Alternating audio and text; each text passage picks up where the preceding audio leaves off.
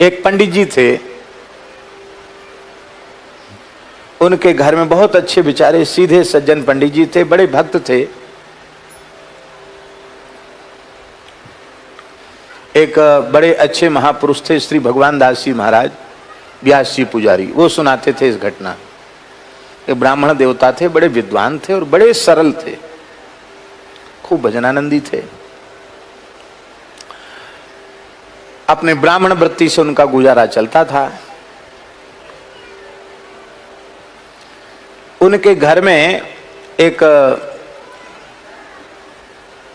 गायों की सेवा करने के लिए एक लड़का रहता था, केवट का। केवट जानते ना, मलाह।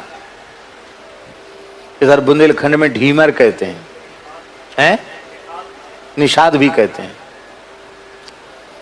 तो वो लड़का उनके यहाँ रहता था। वो अकस्मात मर गया, जवान लड़का था, मर गया। बड़ा दुख हुआ, बहुत अच्छा लड़का था, बेचारा मर गया। गो सेवा करता था। एक दिन पंडित जी अपने ही घर के कक्ष में बैठे थे, कुछ भजन साधन कर रहे थे कि उसी समय उनको बंद कमरे में वो लड़का खड़ा दिखाई पड़ा।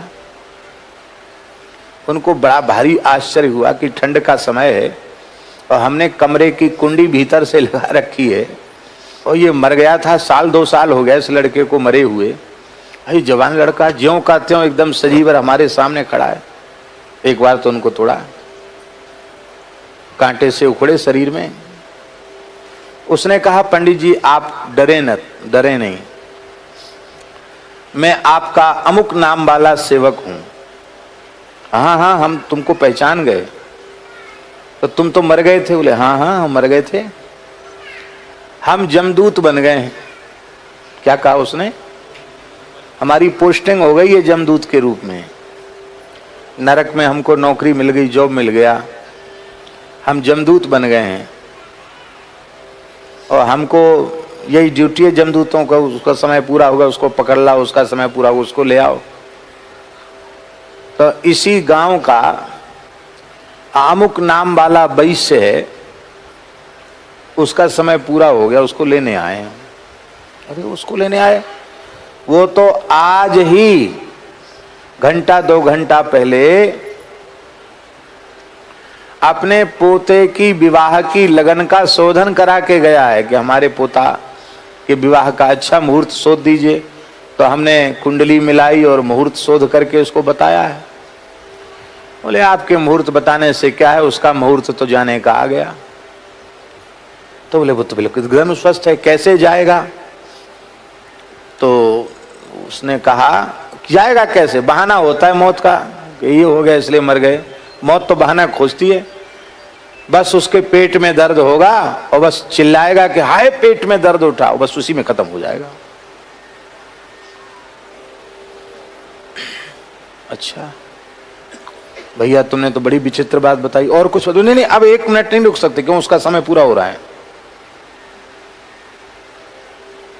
जाते जाते पंडित जी ने कहा कि तुमसे बात करके बहुत संतोषित, तुम्हारी बात सच्ची हो गई तो हम जरूर कुछ ना कुछ विचार करेंगे फिर।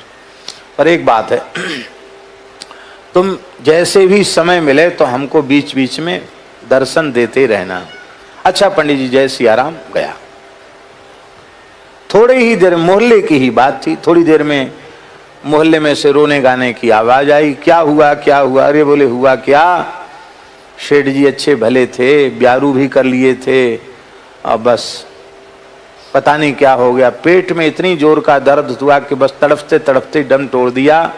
डॉक्टर वैद्य में उसके पहले तो चले गए, ठंडे हो गए, शांत हो गए। और उनको लगा कि हाँ बात तो एकदम सही, कोई कल्पना नहीं थी, एकदम बात सही निकली।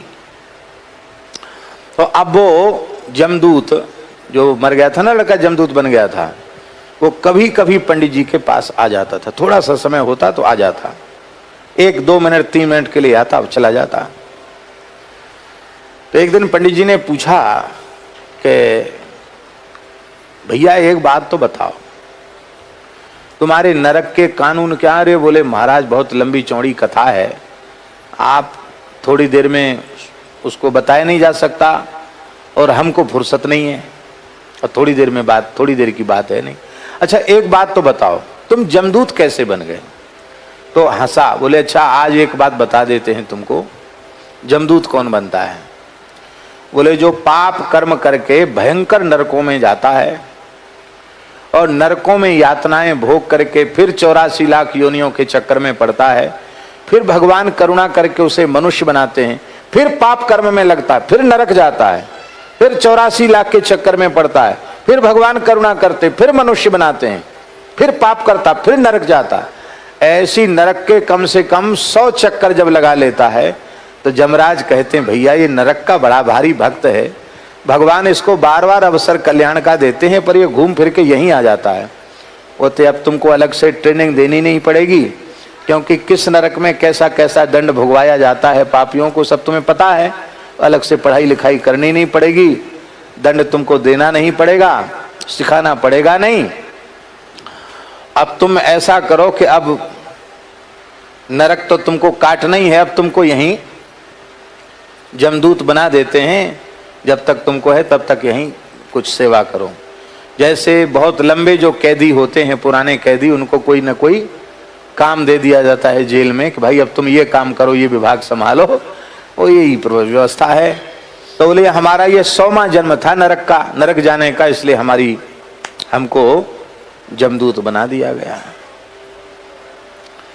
पंडित जी बोले अच्छा ठीक है, फिर जल्दी आना कभी। बोले हाँ फिर आएंगे। फिर क्षेत्र में कोई काम हुआ फिर आया वो। तो ऐसी सत्संग होता था उस जमदूत के साथ। तो अब की बार पंडित जी ने पूछा अच्छा एक बात बताओ कि जमलोक की यातना तो बहुत भयंकर है, उससे बचने का कोई उपाय है क्या? उपाय तो है क्या? बोले जो मस्तक पर ऊर्ध्वपुंड धारण करता है, जिसके गले में तुलसी की माला होती है और जो निष्ठा पूर्वक एकादशी का व्रत करता है और श्री राम नाम का जप करता है, वो व्यक्ति कभी नरक नहीं जाता है। कथनचित उसके कोई पाप भी बन जाए तो वो पाप किसी न किसी प्रकार से इसी जीवन में भुगा करके वो चला जाएगा भगवान के यहाँ, उसको नरक में यातना नहीं होती। उससे कोई गलती बनी है तो वो भोगे न भोगे ये भगवान का विभाग है, हमारे जमलोक में उसका कोई विचार नहीं है।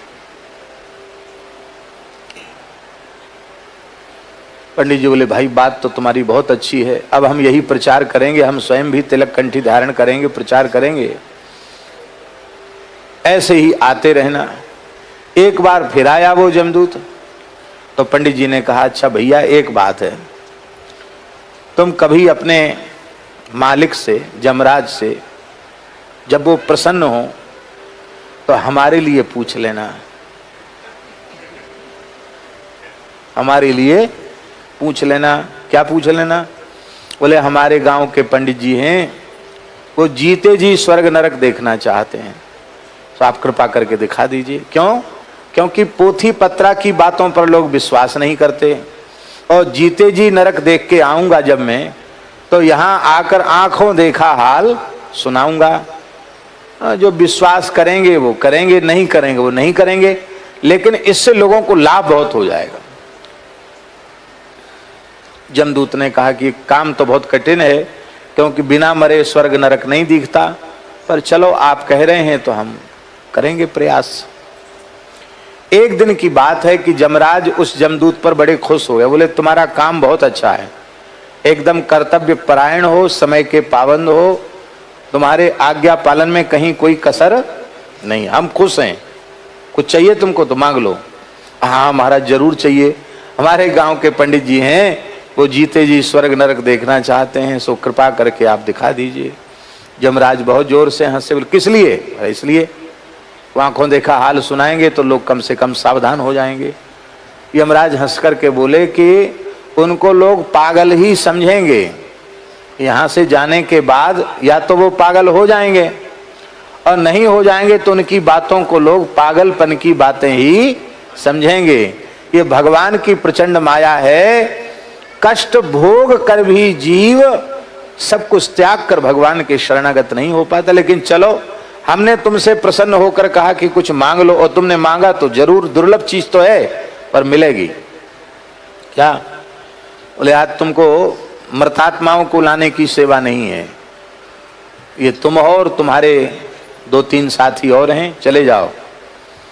पंडित जी को सोते हुए ही उनके तखत के सहित, चौकी के सहित यहां उपस्थित कर दो, कटिया सहित। सोते हुए रात को पंडित जी को जमदूत उठा लाए। वो भयंकर नरक का दृश्य उन्होंने देखा तो एकदम रोंगटे खड़े हो गए। जमराज से राम राम श्याम श्याम हुई, आओ पंडित जी बड़े भले आए। जमदूतों को लगा दिया, इनको दिखाओ, सब जगह घुमाओ। और घूमने लगे। अब तो बोले महाराज हम तो पागल हो जाएंगे यहाँ के कष्ट देखते हुए। मुदगरों से कूटा जा रहा है, मलमूत्र के कुंड में डुबाया जा रहा है, तेल के कड़ाह बड़े बड़े हैं, उनमें जैसे पकौड़ी बनती है ऐसे पकाया जा रहा है, खौलाया जा रहा है, टुकड़े टुकड़े शरीर के की जा रहे, फिर भी व्यक्ति मरता नहीं, क्योंकि वो भोग शरीर है। कष्ट ऐसा ही होगा पर वो भोगने का है। तामे जैसे भयंकर गरम हजारों योजन की भूमि में, तपती हुई भूमि में दौड़ाया जाता है, जहां अलग अलग नरकों की अलग अलग व्यवस्था देखकर पंडित जी घबरा गए। उन्होंने कहा भैया एक बात तो बताओ, अब तो कुछ ऐसा ही करना कि इस जगह आना ना पड़े। आना तो आपको पड़ेगा। क्यों? बोले जो किसी का धन मार लेता है, हिसाब किताब कुछ बकाया छोड़ देता है, उसको भी चुकाने के लिए यहां आना पड़ता है। पंडित जी बोले हमने तो किसी का धन मारा नहीं। बोले हाँ तुमने मारा, तुम्हारे गांव का चर्मकार है, उससे तुमने जूती बनवाई थी और 2 पैसा बकाया रह गए थे उसके, लेकिन उसके मांगने पर भी तुमने नहीं दिए। उसकी ईमानदारी के 2 पैसा बनते थे। अरे क्या भगत हो तुम, तो हमारे गांव के ही हो, अरे ब्राह्मणों की सेवा करनी चाहिए, तुमने लोभवश उसके 2 पैसे मार लिए। वो 2 पैसे मार लिए, उसके लिए तुमको यहां आना पड़ेगा।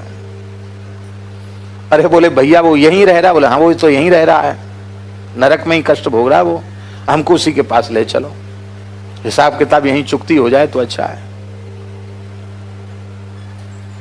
वहां पहुंचे,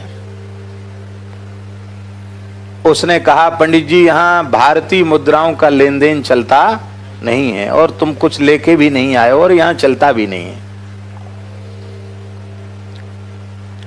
यहां तो आना ही पड़ेगा तुमको। तो भैया तुम अपना हिसाब किताब यहीं चुकती कर लो। कैसे? कहते 2 पैसे का जितना चमड़ा होता उतना चमड़ा हम आपका उतार लेंगे तो हमारा तुम्हारा हिसाब पूरा हो जाए। बोला हाँ तो उतार लो। तो पंडित जी ने पीठ कर दी तो 2 पैसे का 1 बिलांद, संस्कृत में बितस्ती कहते हैं, हिंदी में बिलांद कहते हैं, 1 बित्ता, 1 बित्ता चमड़ा, 1 बित्ता लंबा और 1 बित्ता चौड़ा, इतना चमड़ा उसने रापी से छील लिया। असह्य कष्ट हुआ, खून बह गया, लेकिन अब तो भाई उस घाव से अच्छा था, वो घाव अच्छा था उस नरक में दोबारा आने की अपेक्षा। बोले अब हमारा मन भर गया, भगो यहां से, चलो अब नरक नहीं देखना। बोले अभी तो बहुत बाकी 28 प्रकार के नरक हैं। बोले सब देख लिए, हमारा हिसाब किताब चुकती हो गया, अब तो हमको स्वर्ग ले चलो, क्योंकि स्वर्ग भी देखना है। बोले नहीं नहीं थोड़ा देख लो नरक। तो जा रहे थे पंडित जी, वहां क्या देखा, वहां वो हंस रहा है क्योंकि उसके यहां जन्म लेने वाला। पंडित जी बोले तो तमाशा देखना, कितनी देर बाकी जन्म में? बोले बस कुछ क्षण बाकी है, जैसे इसके खानदान की एक बहू हरिभक्त को जन्म देगी तुरंत निकल जाए। बोले देखेंगे जादू चमत्कार देखेंगे। खड़े रहे महाराज, देखते ही देखते वो निकला कुंड से बाहर और आकाश से फूलों की वर्षा हुई, शंखनाद सुनाई पड़ा, उसका वो मलिन देह पता नहीं कहां चला गया, दिव्य देह प्रकट हो गया, विमान में बैठ करके चला गया ऊपर। ओहो हो, बड़ा चमत्कार भैया, प्रत्यक्ष चमत्कार है। इसलिए ऐसा कुछ करो कि तुम्हारे घर में हरिभक्त जन्म लें। ये आप कर सकते हैं, आपके अधिकार की चीज है, आप चाहें तो ये हो सकता है।